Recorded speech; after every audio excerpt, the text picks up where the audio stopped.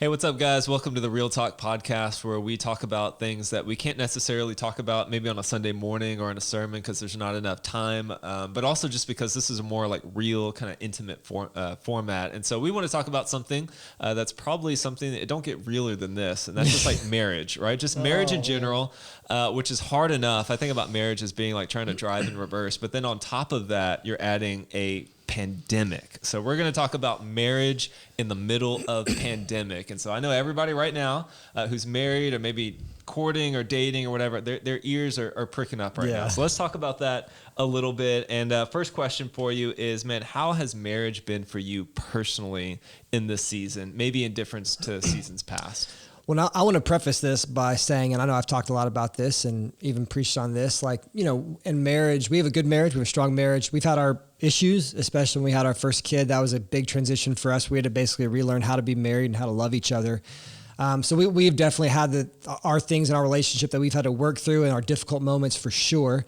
But actually for us in this season, just to be honest, it's actually been really good. Our marriage has been very strong, which I know there are people listening to this and, you know, it's been very difficult. And so I just want to empathize with that because I don't want you to feel like you're failing if your marriage isn't everything it should be right now. It is hard in this time to be married. But ours has been really good for a few reasons. I think one is one of the highs has just been that we have been very compassionate of each other. And so we haven't been like jumping on each other because, you know, you've always got flaws. And so you can always point that out. I mean, I could walk in every day and she could walk in every day with something wrong, you know, whatever. So there's just been a lot of forgiveness and we've been really empathetic towards the other. Like, so if we're struggling or being mean or something, we're like, hey, what's up? Like, are you okay? And not just like, you need to stop being like that, you know? And so there's been a lot of compassion, which has been really good. I think also we've had really good quality time, which is one of the benefits I think of the season is we've had conversations and we put the kids down every night around 7:30, which I know some people can't do that. That works for us, you know? And so, you know, we've actually had some good quality time. I think the low, because I know we want to share something that's been something we want to work on and grow in. I think for us, I think if I could go back, I really wish I would have emphasized like us working as a team in this from the beginning. I think I wish that, and I think we're still working on approaching the season because we're still in it. I mean, we might not even be halfway through whatever this is going to be. So who knows? You know, maybe it's about to be over. I don't think so. Who knows? You know, they say maybe after the election it all goes away. Who knows? You know, but you know, I think we're still trying to make it more of like every time there's a pivot or we're thinking about something for our family because we're about to bring our third kid into the world. So my wife has spent the last 2/3 of her pregnancy in COVID world. So we have 2 other kids too. So it's just crazy town. I wish we would be more of like, hey, let's be a team in this as we think through how much are we going to see people, how little, what's school going to look like. I wish we would say, listen, we're different people. We're going to come from different perspectives. Let's work as a team to serve each other and make this happen and do well. We've not always had that mindset. And I think we've fallen into the pit that a lot of people do where it's like, we're trying to like convince each other of our opinion. And like, let me just lecture you on kind of what you should think, which is so funny, man. Cause for us, dude, the whole time it's been like, we're not even consistent. We keep taking turns on who's freaking out and who's cool. Like, so she'll be like, this is a big deal. I'm like, this is nothing. And then the next time I'm like, oh my gosh, it's a big deal. Cause I saw this article and she's like, I'm over it, you know? And so it's just been all over the place. And so I think the one thing that we're still working on is like saying, listen, we're going to have differences of opinion on this. Let's work as a team to do what's best for our family and realize that we're going to have to like compromise and serve one another in this. And so we're currently working on that. Yeah. What about y'all? I think you hit the nail on the head. So I'm going to go back to like, they say when you're dating someone, you should try to experience all the different scenarios that you're going to be in with them to see like kind of every side, you know, so they have a side here. So you try to find that stuff. And the problem is you can't do that for a pandemic, you know? And so like you're saying, you know, this is the first time either one of us have experienced a pandemic and probably the two struggles I would say that we've had is the same one as yours. Just like, how do we respond as new questions come up? What decision are we going to make here? Whether it's like how much do we see family or, you know, like work, just different stuff like that. All the COVID questions, and we're different people and we don't always come to the same conclusion. And so that's just like number one, kind of working through those, like communication, and we're not great at that, honestly, all the time. And so we're trying to improve that, just showing each other more grace. And then number two, for us has just been like the fact that there's very little like margin in our life right right now. Because like, life is already hectic and busy without pandemic, right? And we both work full time, and we don't get a whole lot of time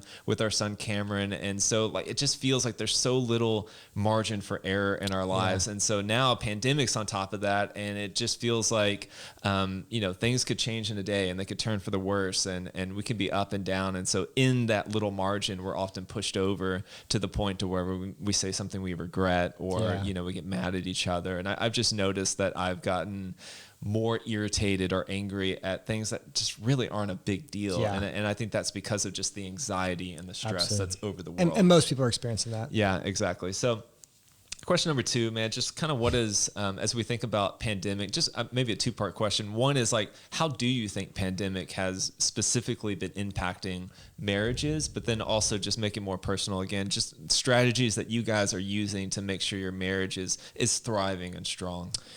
Yeah, so I think a few things in terms of how uniquely this pandemic is probably impacting marriages. I think one, like you were kind of alluding to, I think we all feel more stressed. And so I'm always reminded that sometimes a relational problem is a personal problem that has overflown into your relationship. And so like the reality is, I mean, if I'm stressed out, that's going to impact my marriage because we're one flesh. Biblically, we're together. And so I think everyone's just a little bit more stressed and on edge. And so I think that's going to make marriage harder. I think also, I want to read this specifically because I was kind of making notes. I was like, I think the pandemic can also complicate relational and physical intimacy due to stress and just having a hard time focusing on the other because we're focused on the world, the pandemic, kids, and everything else. I think like, any kind of intimacy, not just physical intimacy, though that includes it as well, relational conversation, anything, that gets harder when we're not mentally present and we're not like in the moment with that person. And so there's just a lot in the world. And so people are thinking about those things. It's hard to like go listen or read like a really disturbing news report, or to read an article about like how this is going to change everything and the world's going to end. And then just be like, like, how are you? Like it's hard to get to that place, and that impacts physical intimacy too. I mean, that has to impact that for sure. I think another thing is I think that it highlights, this is a big one, man. I think that this season, because I think maybe you've mentioned or I might talk about like how this is kind of bringing things to light, I think, I want to speak to one of those things specifically. I think this probably has highlighted for a lot of marriages their lack of just like a friend relationship, one of the things that, House and I always talked about was, I don't know if you've ever like been in a restaurant and you see like a couple together, and they're in their 50s or 60s, and they're just like sitting there not talking. They're at the restaurant together, but it's just kind of awkward. You can tell. Yeah. I think any marriage can get to that place, and we have to always be fighting for connection. And so, a lot of times we're just like working jobs, we're raising the kids, we're kind of more like partners in the family, and there's not like a really deep relationship. And the one benefit of COVID actually becomes a detriment when like it gives you more time together, maybe you're more chill, weeks together, less like there's no social obligation, so you're just staying at home together. I mean, dude, if you don't have like a really great relationship and friendship, and if you can't like chill with that person, then either you're gonna be like awkwardly sitting in the room together, or just like watching too much TV, or like you're in the house, but you're in different rooms and you're both thinking like, man, we should probably be hanging out. And so I think one of the things maybe this is highlighted for couples is like, if you don't have a good relationship, then I mean, that's going to be highlighted in this moment. And so hopefully this has been a season where people are going to kind of reconnect on that front because, they're like, well, we need to build our relationship, and this is like the right opportunity.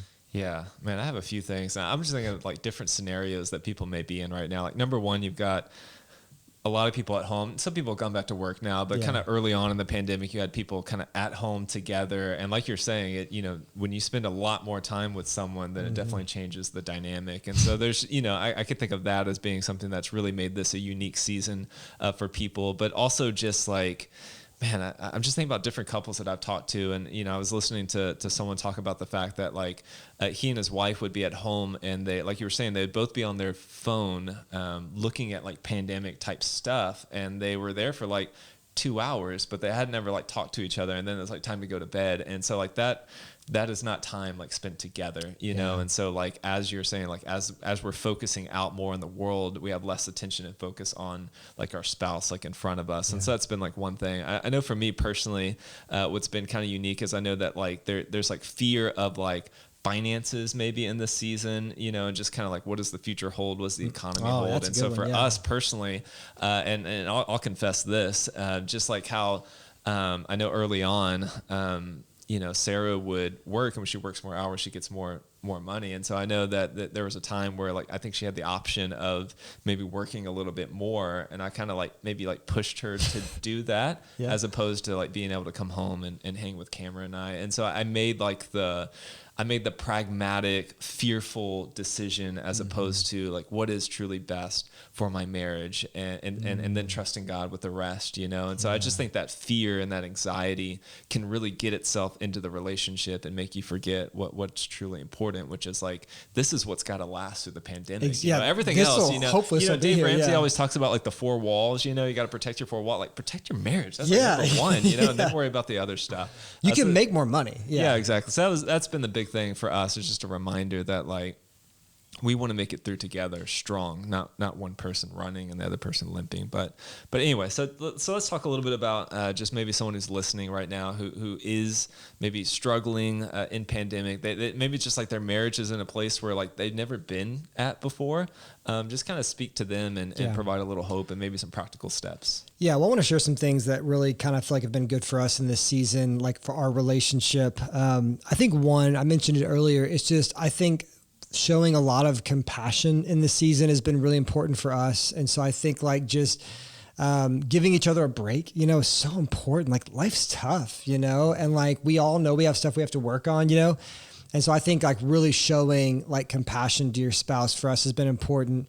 Another one I would say for us is just like quality time together. Like I think we have really prioritized that. We put the kids down every night around like probably 7:30 or so. And then we kind of, for us, a standard night is like 8 to 9. It's like our hour together, just talk. And we don't put the TV on, which that was hard at first because we used to watch a ton of TV, you know, and now we turn the TV off and it's like, we have to talk, you know?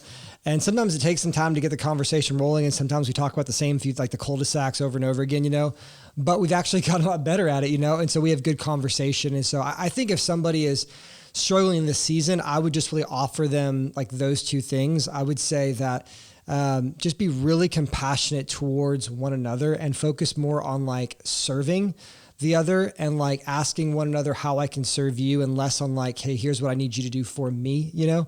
We always talk about the secret to healthy relationships is we see it in Philippians chapter 2. It's mutual service, like serving one another like Christ served us, you know, and Paul tells us to look to Jesus as like the example for this. And so Jesus washed feet. And so I would say that, man, if your relationship is struggling in this season, I think it's just literally give each other a break. We believe the gospel that like we're saved not by our works, but by the grace of God. Like we get what we don't deserve in salvation. And so I think just showing a lot of compassion to your spouse, no matter what's going on, like it's hard for them. And whenever they're struggling or being mean or being short or when they lose their temper, use that as a means of knowing, oh, there's something that they're struggling with, there's something going on, as opposed to like, oh, here's one thing I got to correct, or here's one thing I can like get onto you about, or one more way I can explain about how you don't care for me like you should. Like be like, man, oh, you seem like you're not in a great mood. Like no judgment. Like, are you okay? Like, is there a way I can pray for you? Is there something I can do for you to help? Like use that as like a cry for help. And then I think on top of that, just use it as a season to like build your friendship. I think a lot of marriages just evolve into like business partnerships, and you know, for us it'd be like Weathington Incorporated or something incorporated, you know, it's like because you have kids and stuff and a lot going on. And so I think really making sure that you're not just together, just in a basic sense of like we live together or we're intimate together or anything like that. It's like we are literally best friends, and like every other relationship, we know we have to work on that. And so I think that if you're compassionate in this season, that'll work really well during a time of pandemic. And then I think also if you're building your friendship, man, if you're friends with somebody, man, you can get through stuff. You know, it says a brother is born for adversity, the Bible says. And so like, I think just really working on your personal relationship. What do you think? Yeah, there's so many things, so many directions to go. I think for me, just like number one, just what's been helpful for us has been no judgment, just a lot of affirmation to each other, just noticing things that they're doing well, or, you know, where they've been helpful, and just really like being vocal about that. Cause I realize sometimes I appreciate things and I don't say that Yeah. I appreciate it. Yeah. And especially during pandemic, where like, if you're, we all have this anxiety and we're all just feeling like slightly low and negative in this season, just the power of like affirming like your spouse. And Sarah's been really, really great at that. And I've just noticed my mood shift even in the past like 2 or 3 weeks where like she's really upped that. And so just like that affirmation is like number one. Because also I will say like, to sometimes like when you're anxious or like when you're going through stuff, you kind of project that onto your spouse, and they, like we said before, like they kind of become the problem in your eyes. And so affirmation kind of helps like protect against that a little bit as you're reminded kind of like why you married them, why you think they're a great person. And then number two is just like serving one another, like you were saying. I've just noticed even since having a kid, just how selfish I actually really am. Yeah. And just how like, man, I'm here to serve like my family and be a part of it, and that really changes the game. And then last one is not just because we're pushing community groups. But Okay, I was going to add this on at the end, so say something. But yes, like sometimes I think. Like at our best, a couple is its own unit. We're one flesh, but we're not like an island, and we're not meant to be an island. We're meant to be in community with other people. And sometimes couples can go off kind of on their own, and they're struggling and all this stuff, and no one really like knows about it. Oh man. And then it just goes down and down and down because they don't have that community. And so, well, so I was going to say one thing too. I think, because one of the things, we shoot these podcasts kind of off the hip. And so, we have some thoughts, but we're also just going in the moment. I think one thing that I missed earlier that I was wanting to say was, I think one of the reasons why this is tough is because of isolation. And I thought you actually made a good point where you said like, when you get married, you become one flesh, and like, but now you're just one, and not supposed to be alone. So you could even argue like it's pretty clear in that sense, but I agree. I think in a weird way, I think marriage can give you a false sense of community, to where it's like, it's just me and my wife, and, we're kind of talking between us. And the reality is you need more than just the perspective of you and your wife when it comes to, or your husband, if you're a woman. If you're going to, assess anything properly. And so I think we've been in a season of isolation, like more than ever. And so like, I think if you want a healthy relationship moving forward, we should all be running towards community in whatever form that takes right now. Yeah, that's a good word. Marriage is hard no matter what. Yeah. But I had this thought, maybe it was from the Lord, where he just told me like, if you can fight in your marriage, you can fight for your marriage. You're already halfway there, because you're already fighting. And so just like fighting for your marriage. And I think this is probably the number one thing besides your faith, your personal faith in the Lord, probably your marriage is like the number one thing that's really important to protect and hold on in this season. And I think too, just like you're saying, it's one of those things that I think you fight for it. And it is one of those things where it is hard, but if it gets healthy, the reward you get is off of the charts. And so I think I always remind myself that. And I always want to speak that to anyone listening to this right now, because like, man, I've felt those feelings where it's like, this is so hard and crazy, and I'm not there anymore, And so if you're in a pit, like you can get out of the pit in your relationship. And if you do, and if both of you grow in the Lord and love each other in that way, you have really good things ahead. Yeah, exactly. Well, thank you so much, man, just for sharing your heart. And just know there's encouragement, guys, no matter what season you're in. You can find community. You can take steps right now that'll change the trajectory. So we love you. We're praying for you, and we hope to see you next time.